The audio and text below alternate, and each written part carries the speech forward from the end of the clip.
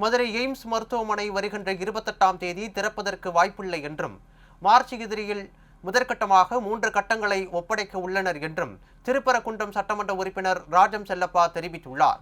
Madurai AIIMS கட்டுமான பணிகளை பார்வையிட்ட பின்பு செய்தியாளர்களை சந்தித்த அவர் இவ்வாறு தெரிவித்தார். இந்த எய்ம்ஸ் கட்டுமான பணி இன்னும் தொடங்கல, இன்னும் அந்த பகுதியில் வந்து அதுக்கு தான் நீங்கள் ஒரு பத்திரிகையாளருக்கு ஒரு வாய்ப்பு கிடைச்சிருக்கு. எய்ம்ஸ் மருத்துவமனை எவ்வளவு உயரமான கட்டிடங்கள் இப்போது உயர்ந்து நிற்கின்றன. அருகாமையில் இருக்கிறோம்.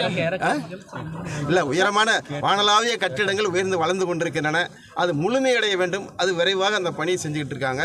அதுக்காக நம்ம வாழ்த்தணும். ஏன்னா நம்ம எல்லாம் மதுரை பிரஸ் பூரா இன்றைக்கி தற்செயலாக வந்திருக்கிறீங்க.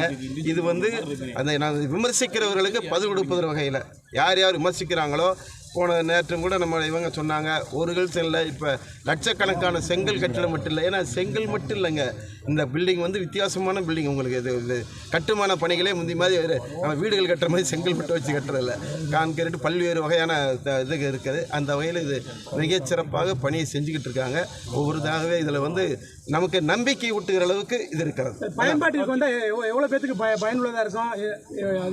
அதான் இது வந்து குறிப்பாக தமிழ்நாட்டு மக்களுக்கு மிகுந்த பயனுள்ளதாக இருக்கும். தமிழ்நாடுக்கு எதிர்பார்ப்பு உள்ள அளவுக்கு அவங்க சொல்கிற மாதிரி இந்த இது டாக்டர்ஸு எல்லாம் இது ஒன்று முடியும் போது, இந்த பணி முடிகிற போது இந்த இடமே ஒரு வித்தியாசமான, சொல்லப்போனால் மதுரை மாவட்டத்துக்கு கிடைத்த அரிய வாய்ப்பு.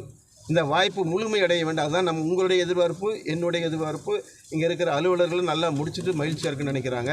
அதனால் இந்த எய்ம்ஸ் மருத்துவமனை வந்தால் இந்த தொழில் வளமும் சரி, கல்வி வளமும் சரி, மருத்துவத்துறையும் சரி, நிச்சயமாக இது வந்துவிட்டது. இன்னும் அதிகபட்சம் போனால் 2 ஆண்டுகள், அதிகபட்சம் கூடுதலாக எல்லாம் ஒரு சொல்கிறாங்க. அடுத்த மார்ச், அதுக்கு அடுத்த மார்ச்ன்றாங்க. எங்களை பொறுத்த வரைக்கும் 28வது ஆண்டுக்குள்ளே கண்டிப்பாக முழுமையடைந்து பயனாளிகள் பயன்படுகிற வகையில் உருவாகி விடுவதற்கான வாய்ப்பு இருக்குதுன்னா, ஃபண்டுக்கு தான் முதல்ல லேட் ஆச்சு. திரும்பி இங்கே ஒரு ஐஓசி லைன் ஒன்று போச்சு. இந்த மாதிரி சில தடைகள் இருந்தன. ஆனால் அதிமுக இருக்கும்போது கவர்மெண்ட்டு இந்த 225 ஏக்கரை ஹேண்ட் ஓவர் பண்ணிட்டாங்க.